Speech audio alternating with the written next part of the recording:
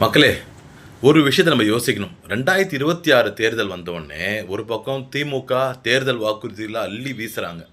இன்னொரு பக்கம் அதிமுக தேர்தல் வாக்குறுதிகள அள்ளி வீசுறாங்க. ஏன் இது எந்த எலக்ஷனுக்கும் இல்லாத இப்படி ஒரு மக்களுக்கு இவ்ளோ நல்லது செய்யணும், இவ்ளோ திட்டங்கள அறிவிக்கணும்னு ஏன் யோசிக்கிறாங்கன்னா, மாற்று சக்தியா, ஒரு முதன்மை சக்தியா டிவிகே வந்தது தான்ன்றது என்னோட கருத்து. நீங்களும் அனலைஸ் பண்ணி பாருங்க. இன்னொரு பக்கம் சொல்றேன். இவ்வளோ நாள்ல விஜய் சொன்ன மாரி, ஒண்ணு நீ இருக்கணும், இல்ல நான் இருக்கணும். இடையில எவனும் வந்துறக்கூடாது இங்க. அதாவது ஒண்ணு திமுக ஆளணும். இந்த 60 வருஷமா அதான் நடந்திருக்கு. இல்லன்னா அதிமுக ஆளணும். வேற எவனும் வந்துறக்கூடாதுன்றதுல இந்த 2 கட்சிகளுமே ரொம்ப தெளிவா இருந்திருக்காங்க. கூட்டணி சேர்த்துப்பாங்க. ஆனா, ஆட்சியிலயோ அதிகாரத்திலயோ பங்கு கொடுக்க மாட்டாங்க. திமுகவை சார்ந்தவர்கள் தான் சிஎம்மா இருப்பாங்க. இல்ல அதிமுக தான் சிஎம்மா இருப்பாங்க. அவள குறை சொல்ல வரல. உங்களுக்கு ஒரு டெஸ்ட் வைக்கிறேன். நீங்க உங்க வீட்டு பக்கத்துல இருக்க ஒரு திமுகவோ, இல்ல அதிமுக ஏதாவது ஒரு கவுன்சிலர மட்டும் போய் பாருங்க.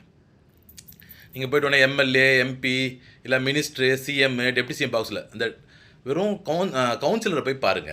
உங்க அப்பாவையோ தாத்தாவையோ கூப்பிட்டு கேளுங்க.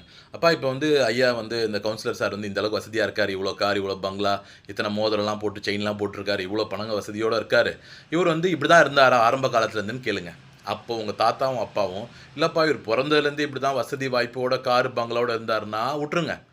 ஆனா, அப்படி இல்லாம, "அப்படிலாம் இல்லப்பா, இவரு ஒரு 5, 10 வருஷத்துக்கு முன்னாடி ரொம்ப சாதாரணமா தான் இருந்தாரு. இப்ப தான் இந்த அளவுக்கு வசதி வாய்ப்புலாம் வந்துடுச்சுன்னு" சொன்னா யோசிங்க. இப்ப 5 வருஷம், 10 வருஷம் ஒரு காய்கறி கடை வச்சிருக்கான்னா, அவன் கடைசி வரைக்கும் காய்கறி கடை தான் வியாபாரம் பண்ணிட்டு இருக்கான். ஆனா, அரசியல்ல ஒரு கவுன்சிலராவோ, ஒரு பதவியில இருந்தவர் மட்டும் எப்படி பொருளாதாரத்தில இப்படி உயர்றாருன்னு யோசிங்க. அப்ப ஏதோ ஒண்ணு இடிக்குதுல்ல. அவங்க ஊழல் பண்ணாங்க, சம்பாரிச்சாங்கன்னு சொல்ல வரல சார்.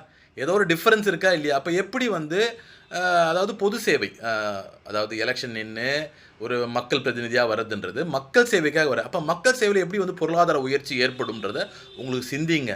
அப்படி தோணுச்சுன்னா, உடனே அவங்கள போய் கேள்வி கேளுங்க. அவங்க மேல கோவப்பட சொல்லல. விடுங்க பரவால்ல. அவங்க வொர்க் பண்ணாங்க. நாட்டுக்காக பாடுபட்டாங்க. இப்போ 2026ல டிவிகேன்னு ஒரு கட்சி வந்திருக்காங்கல்ல. அவங்களுக்கு ஒரு வாய்ப்ப குடுப்போம். அவங்க 5 வருஷம் இருக்கட்டும்.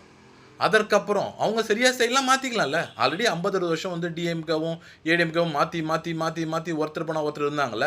இப்போ ஒரு கட்சி வந்திருக்காங்க. முதன்மை சக்தியா வந்திருக்காங்க. என்னோட கொஸ்டின் என்னன்னா, இந்த 60 வருஷமா வேற எந்த கட்சியும் உருவாகவே இல்லையா? எவ்வளோ கட்சி வந்தாங்க. பாட்டாளி மக்கள் கட்சி வந்தாங்க.